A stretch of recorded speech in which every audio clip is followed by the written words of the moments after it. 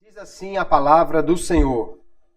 E assim todo sacerdote aparece cada dia, ministrando e oferecendo muitas vezes os mesmos sacrifícios, que nunca podem tirar pecados.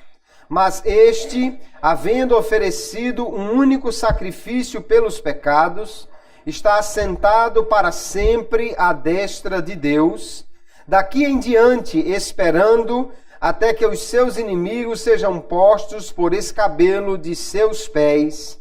Amém. E graças a Deus. Nós temos na Epístola aos Hebreus, queridos, sem dúvida, muito material para estudarmos sobre a figura de Cristo.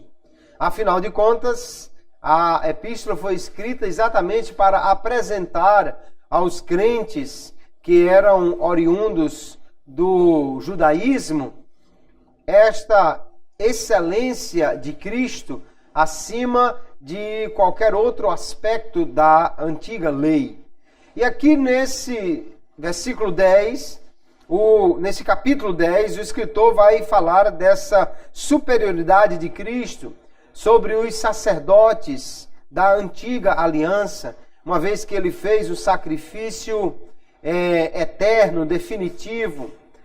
Mas também aqui ele nos traz uma informação importante, que é o que aconteceu quando Jesus subiu ao céu, e ele diz que ele está assentado para sempre à destra de Deus. E daí em diante ele descreve então o que Jesus está fazendo neste momento, ou no momento em que ele escreve esta epístola. Ele diz que Jesus está aqui esperando até que os seus inimigos sejam postos por escabelo de seus pés. Nós muitas vezes ficamos intrigados ou pouco ouvimos falar sobre o que Jesus está realizando hoje no céu. Qual é o ministério atual de Cristo? O que ele está fazendo? Ele está apenas lá sentado no trono? Ele está apenas recebendo os louvores? Embora isso, obviamente, não seja pouco, é muito estar assentado no trono e recebendo os louvores de todas as criaturas celestiais. Mas nós vamos ver hoje que o ministério de Cristo, a sua atuação enquanto está hoje no céu, é uma ampla atuação, cheia de importantes significados para nós. Hoje vamos continuar a série Conhecendo a Cristo, respondendo à pergunta: o que Jesus está fazendo hoje no céu? Nós vemos que durante o período que ele esteve aqui na terra, o Senhor Jesus realizou o seu ministério quando ele encarnou, quando se fez homem. E é amplamente documentado nos evangelhos e até mesmo em outras partes do Novo Testamento o que Jesus fez, o que ele disse, o que ele ensinou, os milagres que ele realizou, o que ele veio fazer aqui, qual a sua obra enquanto ele estava aqui nesta terra. O ministério terreno de Cristo, naqueles dias que ele viveu aqui entre os homens, algo aí por volta do ano 5 a.C.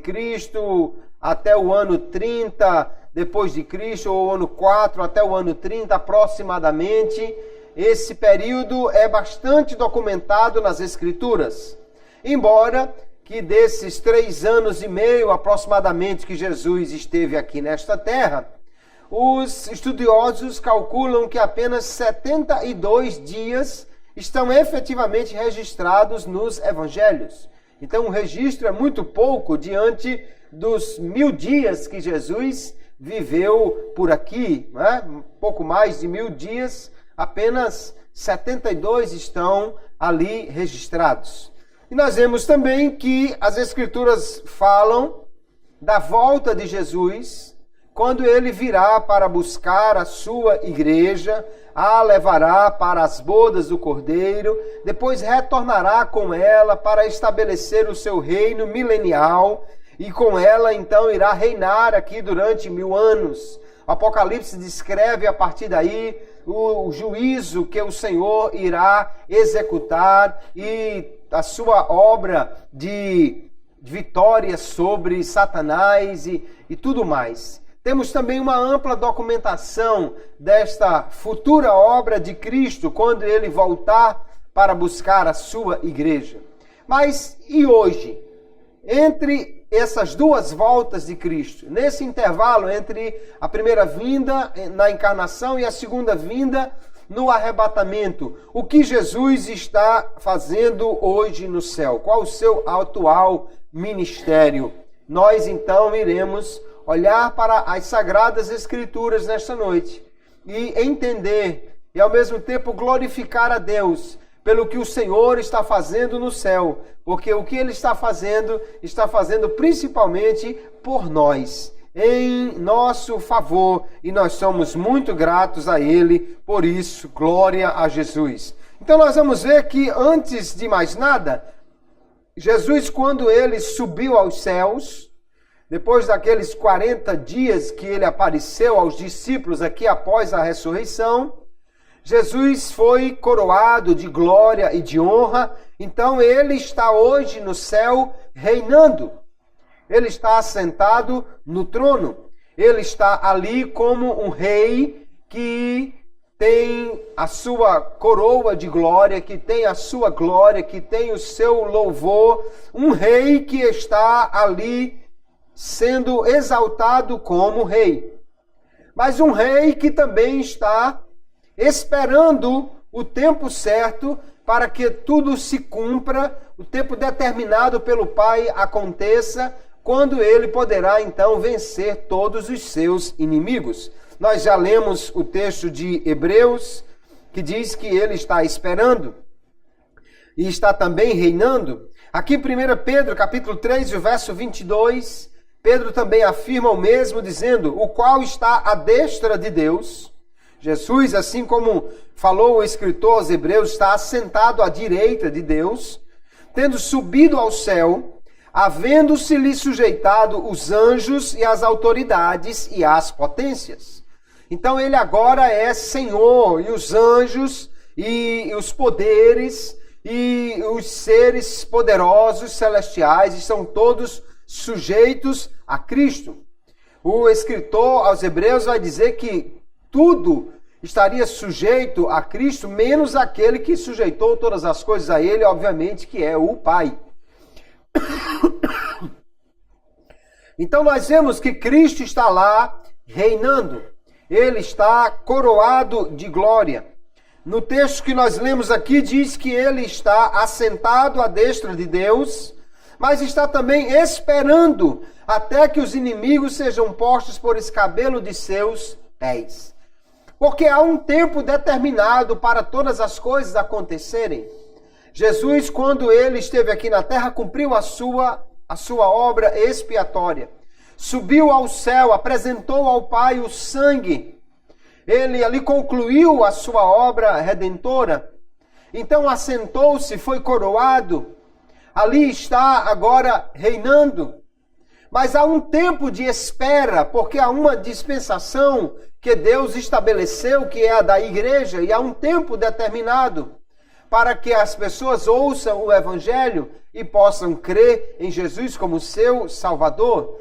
Chegará o dia, no entanto, que Cristo vencerá todos os seus inimigos. Nós vamos ver claramente isso relatado nas Escrituras em muitos textos. Agora, o que me chama a atenção, queridos irmãos, é porque se Jesus, que está no céu coroado de glória, se Jesus que está no céu e tem todo o poder, conforme ele declarou lá no final do Evangelho de Mateus, se Jesus está ali, ele pode realizar agora tudo o que ele desejar por conta do poder, da autoridade que lhe foi dada. E ainda assim ele está esperando o tempo certo. Por que é que tem gente que não quer esperar o tempo de Deus? Ora, se o próprio Jesus aguarda, espera o tempo certo que o Pai determinou para que as coisas aconteçam, e ele é Deus coroado, todo-poderoso, por que é que alguém não quer esperar o tempo de Deus para poder agir? Tudo tem um tempo determinado, mas chegará este dia. O escritor aos Hebreus, ainda no capítulo 1, disse deste tempo que chegará quando Jesus vencerá todos os seus inimigos. E a qual dos anjos disse jamais: assenta-te à minha destra, até que ponham os teus inimigos por escabelo de teus pés.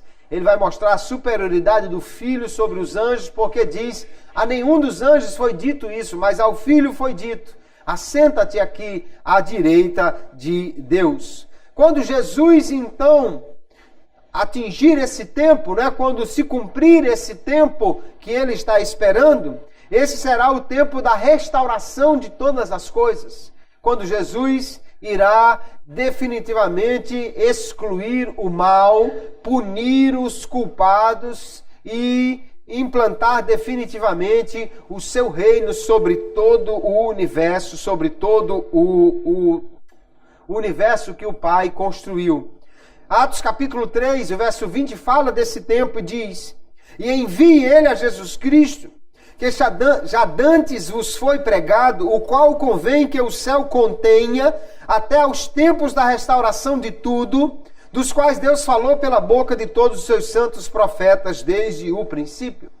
Aqui então Pedro está no seu discurso dizendo que há um tempo determinado, que o céu vai reter Jesus, até que ele então possa vir para vencer todos os seus inimigos e restaurar todas as coisas. O universo foi manchado pelo pecado, mas Jesus irá restaurar este universo. Até que isso ocorra, Jesus está reinando. Ele está aguardando. O tempo chegará quando ele vencerá o império do mal, vencerá o anticristo, vencerá o diabo, vencerá todo o exército de Satanás, reverterá os efeitos do mal neste universo de Deus, e então teremos uma nova era, novos céus e nova terra. Mas até que chegue esse tempo, Jesus está esperando e reinando ao lado do Pai. Isso é algo, irmãos, para nós aprendermos sobre esperar em Deus o tempo certo. O que mais Jesus está fazendo lá no céu? Ele tem também uma obra como construtor. Ele está preparando um lugar para a sua igreja. Jesus prometeu, em um texto bastante conhecido de João capítulo 14, e ele disse: na casa de meu pai há muitas moradas. Se não fosse assim, eu vos teria dito, pois vou preparar-vos lugar. E se eu for e vos preparar lugar, virei outra vez e vos levarei para mim mesmo, para que onde eu estiver, estejais vós também. Então Jesus disse que iria para o Pai e que iria lá preparar um lugar para nós. Aleluia! Ele iria preparar o lugar para levar a sua noiva. E ele disse, se eu for, esse se aqui não é que ele tivesse qualquer dúvida, eu não sei se eu vou, ou não sei se eu deixo de ir. Esse se aqui, na realidade, estabelece uma condicional. Se eu for, eu voltarei. Ele estava dizendo, tão certo como eu irei, da mesma maneira eu voltarei. E a pergunta é, ele foi? Sim, ele foi. Se ele foi, então é certo que ele voltará para nos buscar, para levar, estarmos com ele para sempre ali no céu. Eu fico imaginando, queridos irmãos, mas só muita imaginação e ainda assim não é suficiente para nós pensarmos o que ele tem preparado para nós ali no céu. Porque quando um noivo tem muito dinheiro, quando um noivo tem muita condição, ele pode preparar uma casa extraordinária para sua noiva. Imagine o noivo que é dono do ouro e da prata, dos céus e da terra, que tem todo o poder. O que é que ele está preparando para a sua igreja? Jesus está lá preparando este lugar. Aleluia!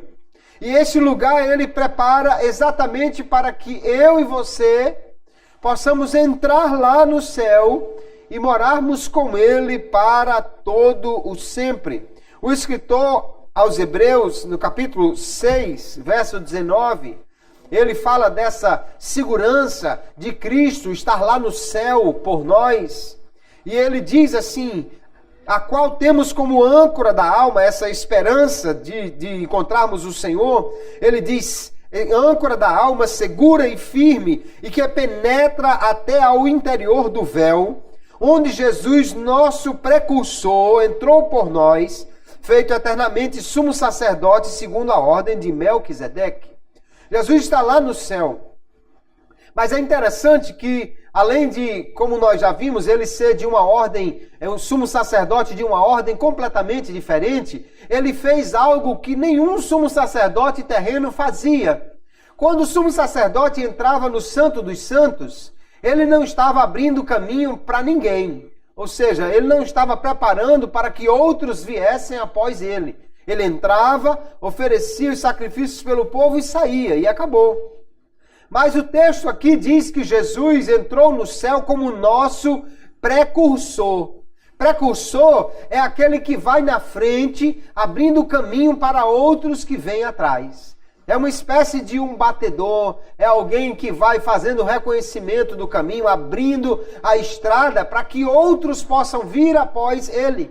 E aí é que é a coisa extraordinária. Jesus entrou no Santo dos Santos celestial, ele entrou na sala do trono de Deus ali, mas ele entrou como nosso precursor. Ele foi lá para abrir o lugar, o espaço, o caminho, para que eu e você possamos entrar lá no céu também. Aleluia!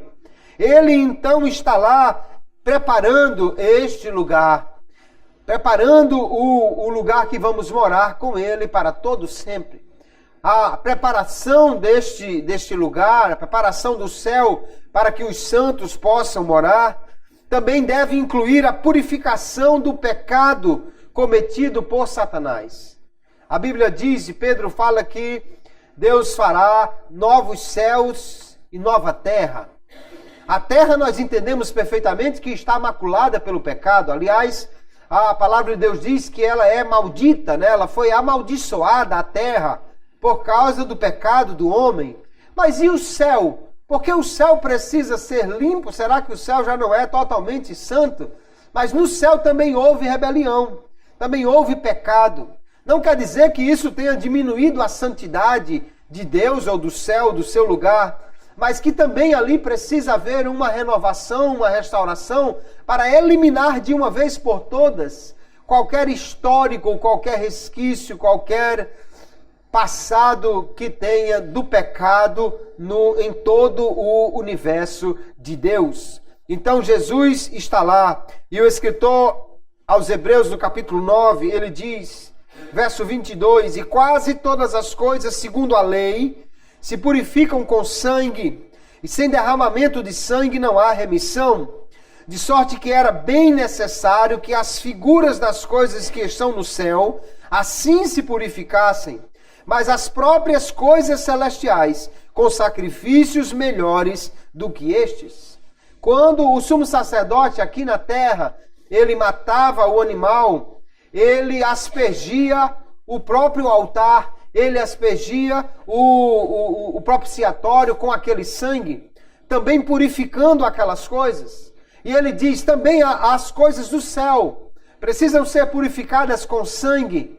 E o sangue não é mais o sangue aqui de bodes ou carneiros, mas o sangue precioso de Jesus, aleluia. Ele purificará também até mesmo as coisas do céu, aleluia.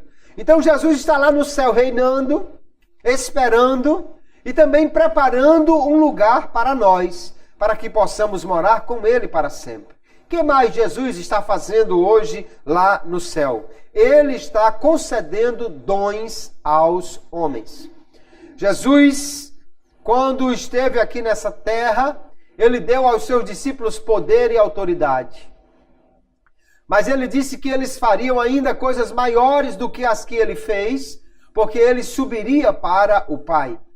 E uma das coisas que Jesus está lá ao lado do Pai fazendo, para que a igreja aqui nessa terra possa fazer uma grande obra, aliás, para que possa fazer a obra de Deus, é que Cristo é o doador dos dons. Ele atua lá no céu como o concessor dos dons espirituais aos homens. Nós vamos ver Efésios capítulo 4, vejam o verso 7.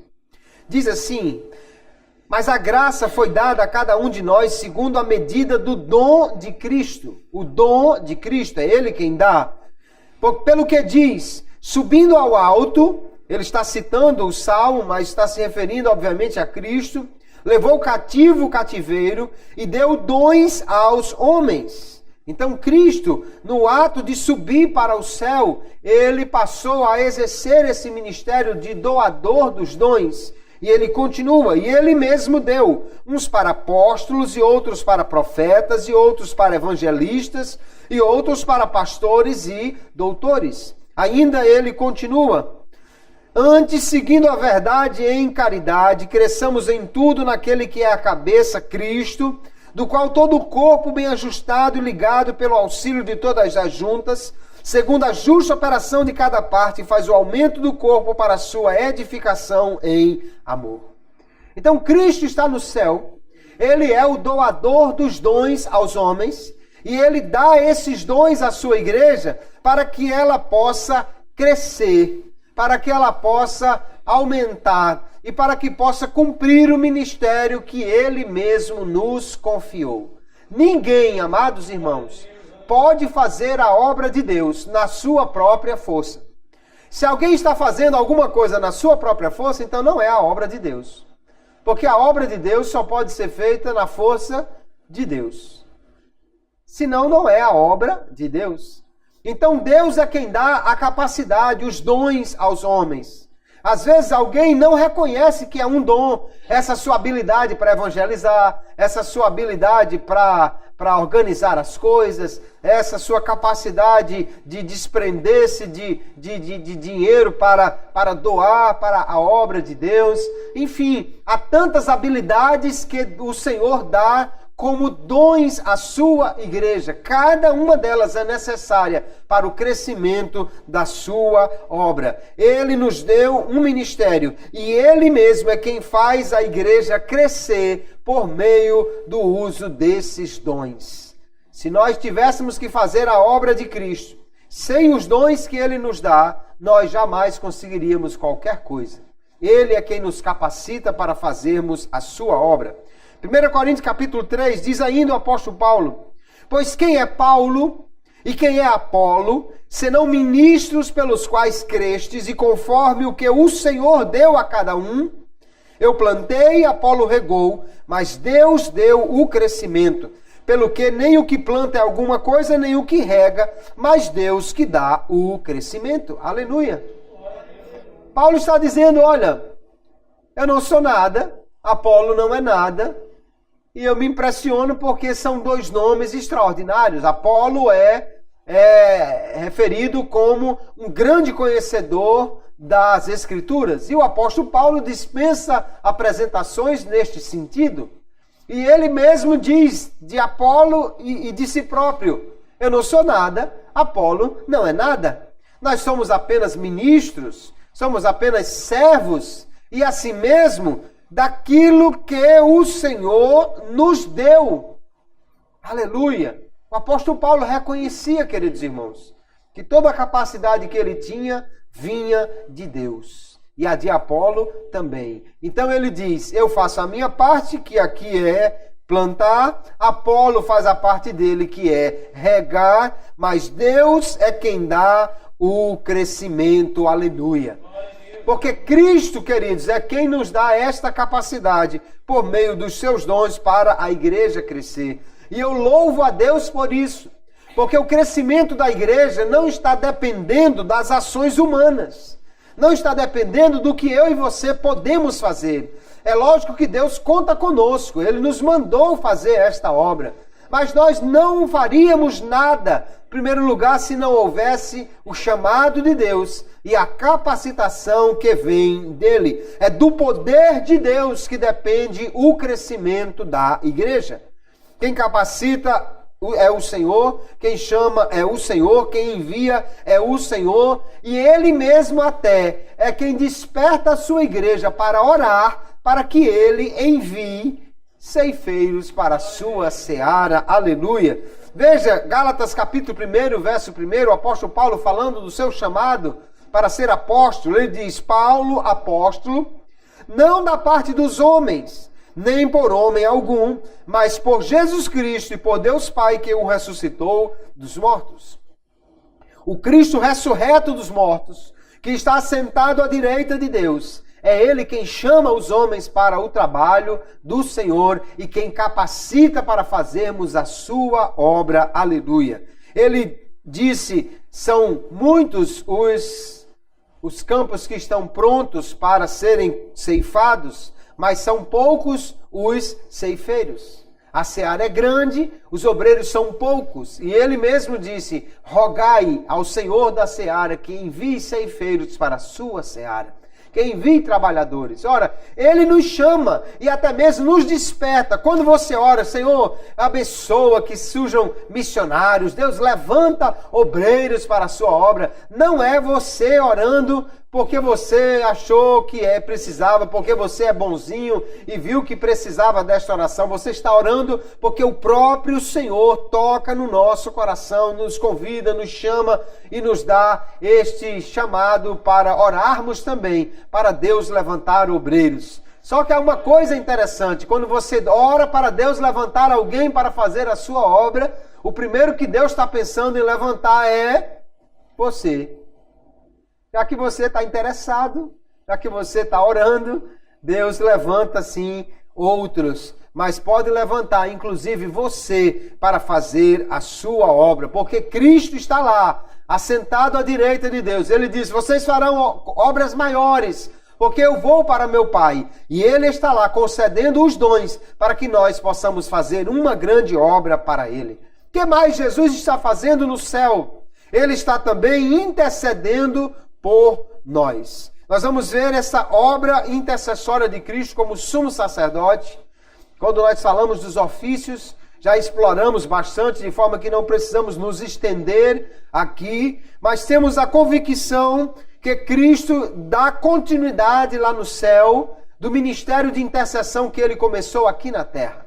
João capítulo 17 tem a oração intercessória de Jesus. Orou pelos discípulos, orou também por aqueles que haveriam de crer nele, por mim e por você. E ele continua nesse papel de intercessor. Veja o verso 20. Eu não rogo somente por estes, mas também por aqueles que pela sua palavra, pela palavra dos discípulos, hão de crer em mim. Aleluia.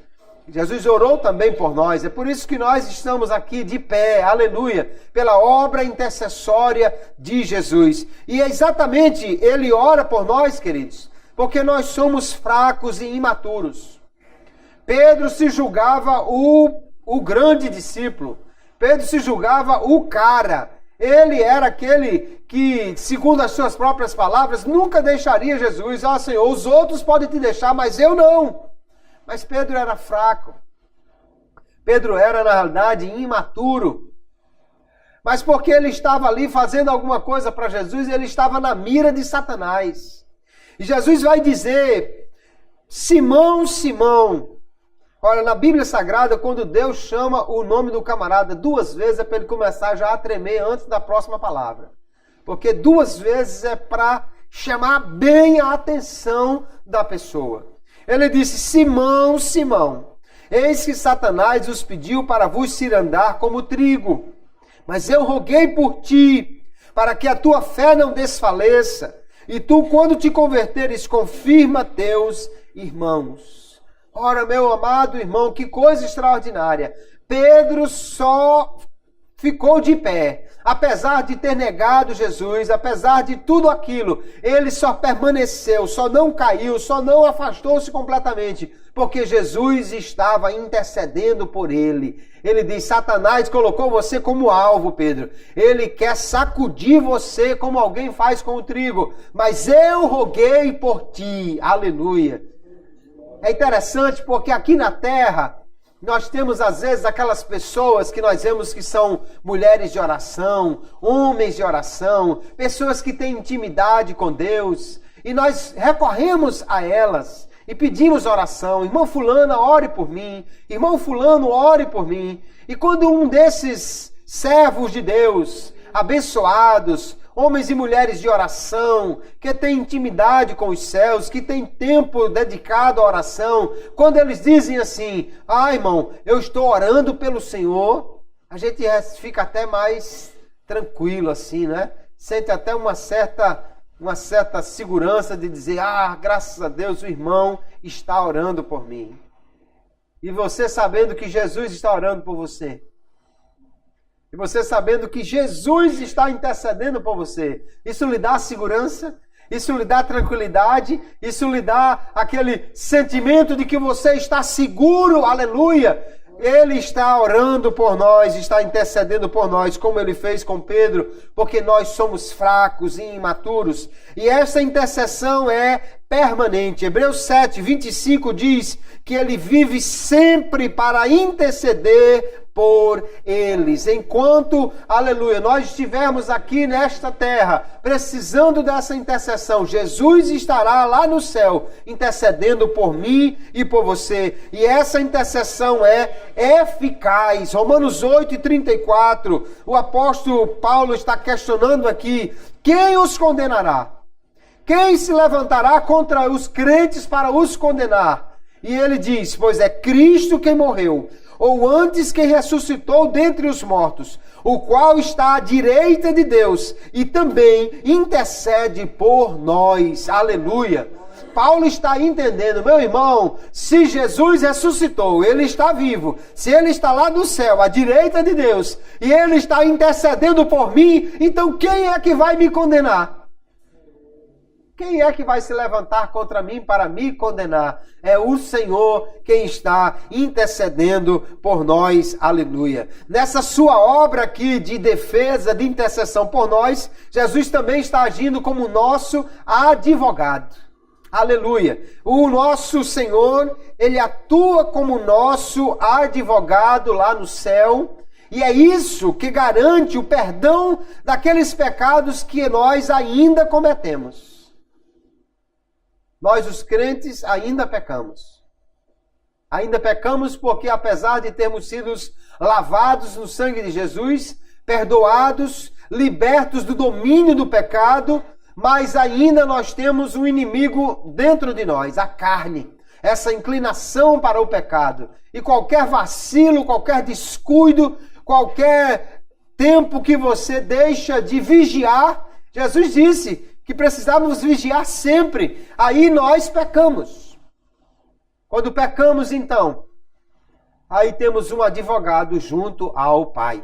O apóstolo João escreve no capítulo 2 da sua primeira epístola, dizendo, meus filhinhos, estas coisas os escrevo para que não pequeis. Qual é o propósito de Deus para o cristão? Qual é o plano de Deus para o crente? É que ele viva sem pecar. Pecado não está nos planos de Deus para nós. Nós deveríamos viver sem cometer pecados, porque esse é o projeto do Pai.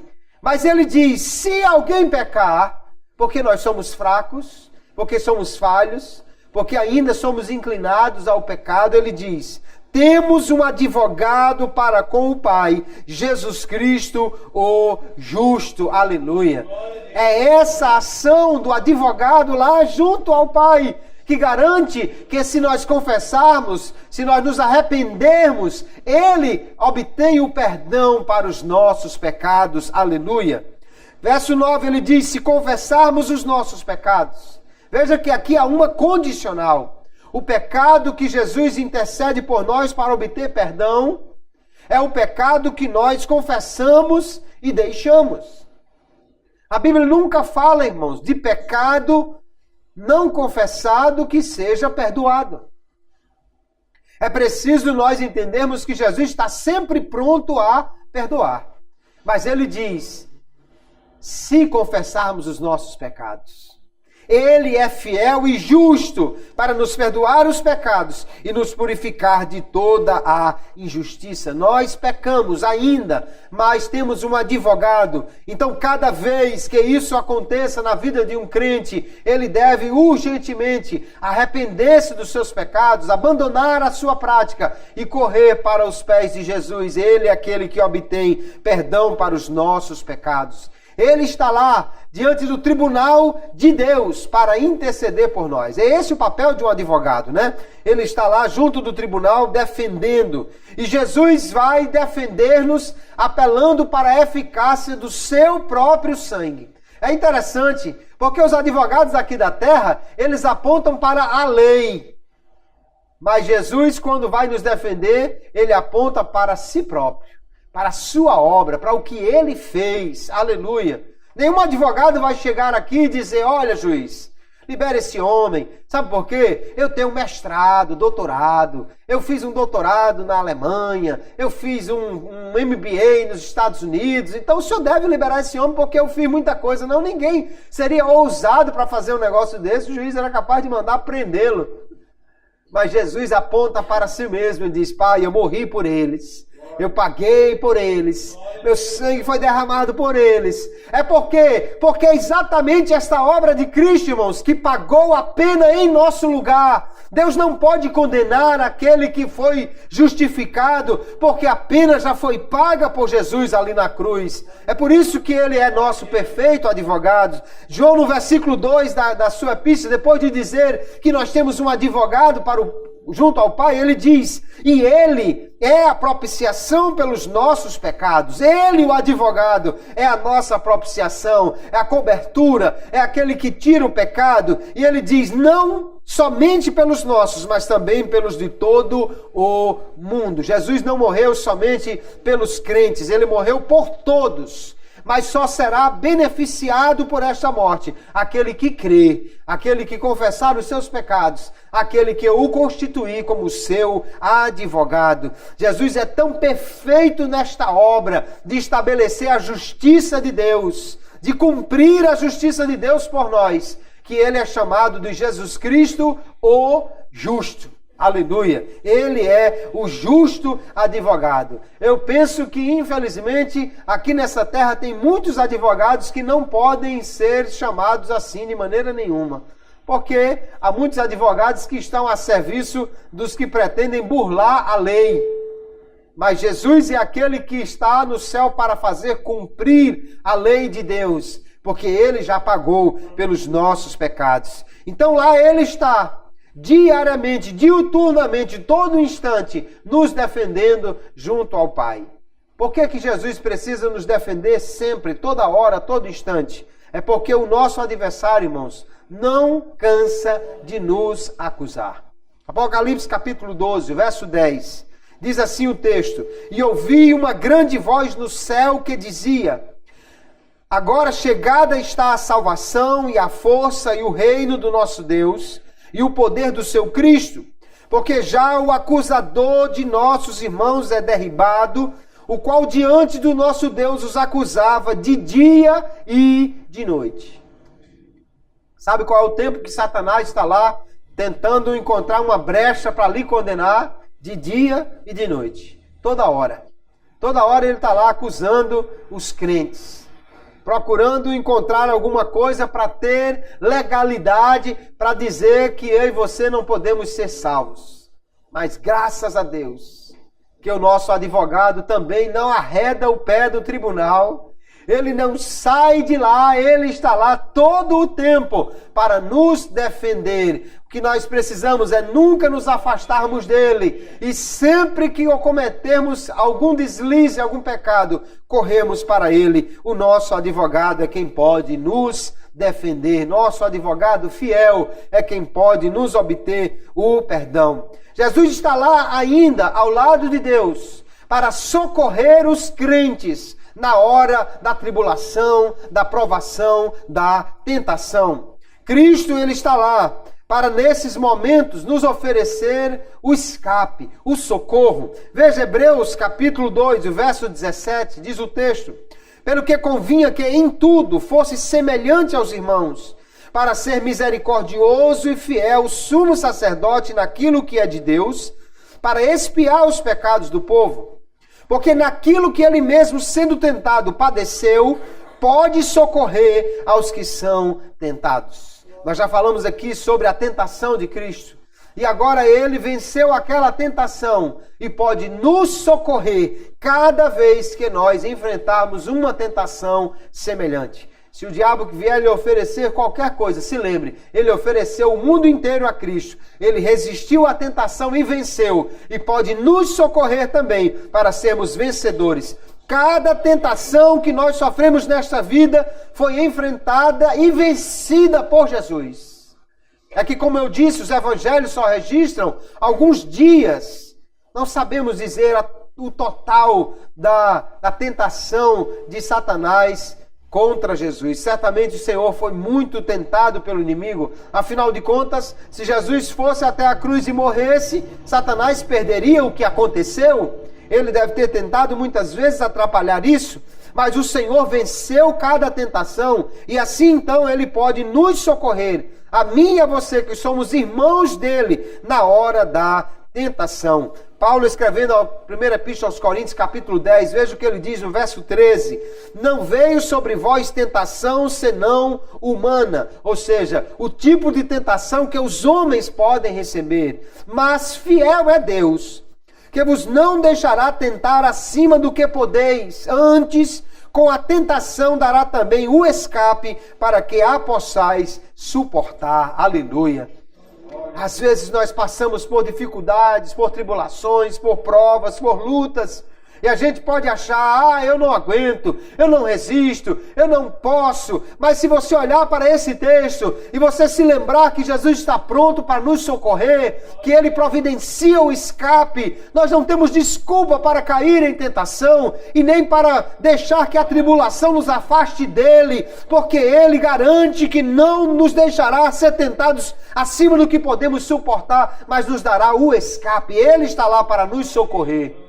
Aleluia! Ele está lá para nos dar este socorro na hora da tentação. Jesus foi tentado e venceu, para que eu e você pudéssemos ter esta confiança que Ele nos dá também a vitória em cada tentação, em cada tribulação. Por isso, Romanos 8:37, o apóstolo Paulo diz: em todas estas coisas, na tribulação, na angústia, na fome, no perigo, na nudez, na espada, em todas estas coisas, ele diz, somos mais do que vencedores por aquele que nos amou. Aleluia.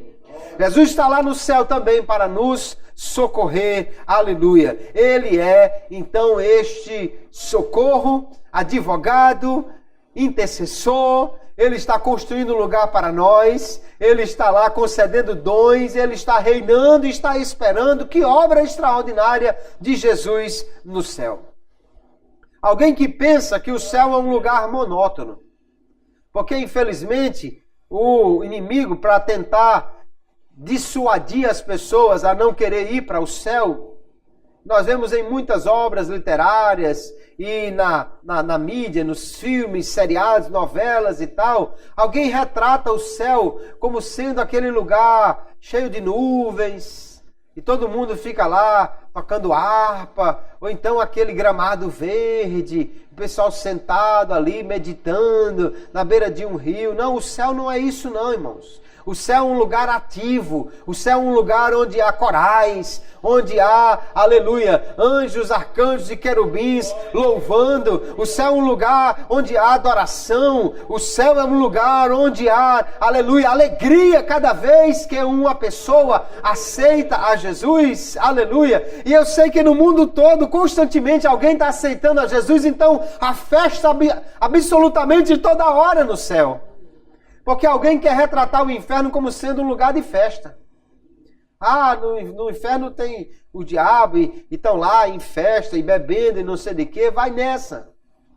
Vai confiando nessa.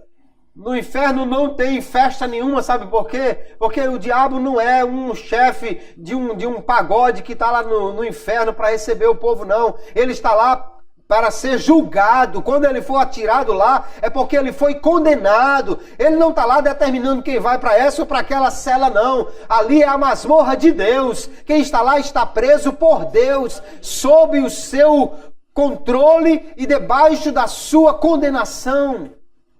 O céu é um lugar de festa.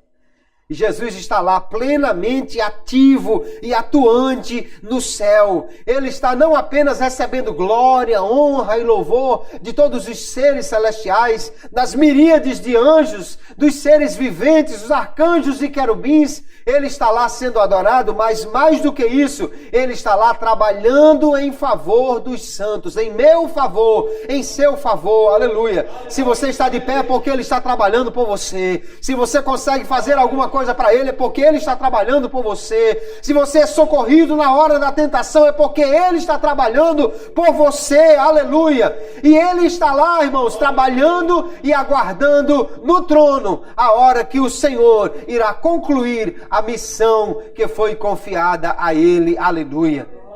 Nós precisamos aprender com Jesus a trabalhar. Ele disse, trabalhai enquanto é dia, porque a noite vem quando não se pode trabalhar. Enquanto você pode, trabalhe para Jesus. Ele está trabalhando por você também. Aleluia. Ele está esperando o momento certo para concluir a sua obra. Nós também precisamos aprender a esperar em Deus a hora certa das coisas acontecerem. Nós podemos confiar que todo o propósito de Deus para nós se cumprirá, porque Cristo está trabalhando para cumprir esse propósito de Deus. Quando nós olhamos para nós mesmos, nós somos fracos, mas Ele ajuda nas nossas fraquezas. Quando olhamos para nós mesmos, não temos forças, mas Ele ajuda nas nossas debilidades, para que em tudo nós sejamos mais do que vencedores em Cristo Jesus, que nos amou. Aleluia.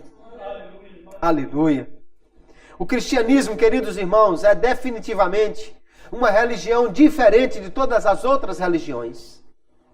Porque nas demais religiões, nas religiões pagãs, nas religiões tribais, o que você tem, e a mitologia, toda ela, seja ela greco-romana, seja ela fenícia, seja ela egípcia, seja ela nórdica, toda a mitologia fala de deuses que querem que os homens trabalhem para eles. Deuses que apenas recebem e muito pouco fazem por alguém.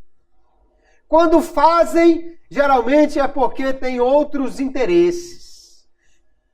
Mas nós temos um Deus que está no céu trabalhando por nós. Aleluia. Trabalhando para que eu e você seja vencedor. Quando nós enfrentarmos tentações, vamos nos lembrar, Ele está no céu intercedendo por nós, garantindo socorro, aleluia, garantindo, aleluia, o resgate, o livramento. Ele está no céu lutando por nós. Satanás se levanta, nos acusa, quer nos derrubar, mas maior é aquele que está conosco. Ele está lá, aleluia, intercedendo por nós. Quando precisamos fazer a obra de Deus, vamos nos lembrar, Ele está lá e Ele pode conceder-nos os dons para que nós possamos fazer esta obra. Está precisando de capacidade para fazer alguma coisa para o Senhor? Você acha que não tem capacidade de fazer alguma coisa? Então fale com Jesus. Ele está lá para conceder dons. Diga para Ele, Senhor, eu quero fazer a Tua obra. Me capacita, me dá os Teus dons. Aleluia. Ele nos capacita, sim. Ele é quem nos usa, mas usa para a glória dele. Nós trabalhamos, mas quem dá o crescimento é o Senhor. Aleluia. Ele é quem dá o crescimento à sua igreja. Não sou eu, não é você. Eu e você podemos ser obreiros capacitados, podemos ser obreiros experientes, podemos ser obreiros que têm grandes habilidades, ou podemos ser pessoas que não têm nada disso. Ainda assim a obra de Deus vai continuar, porque é Ele, o Senhor, quem está providenciando obreiros e quem está nos capacitando para fazermos a sua obra. Vamos nesta noite então agradecer a Deus por sua maravilhosa graça, por Jesus ter feito por nós e estar fazendo por nós todas essas coisas maravilhosas que Ele revela na sua palavra. Quem achava que Jesus estava no céu e não tinha muita coisa para fazer, agora pode perceber quão grande e quão ativo ministério tem o Senhor por mim, por você. Se Ele trabalha tanto por nós, será que não é justo nós trabalharmos também um pouquinho, pelo menos, para Ele?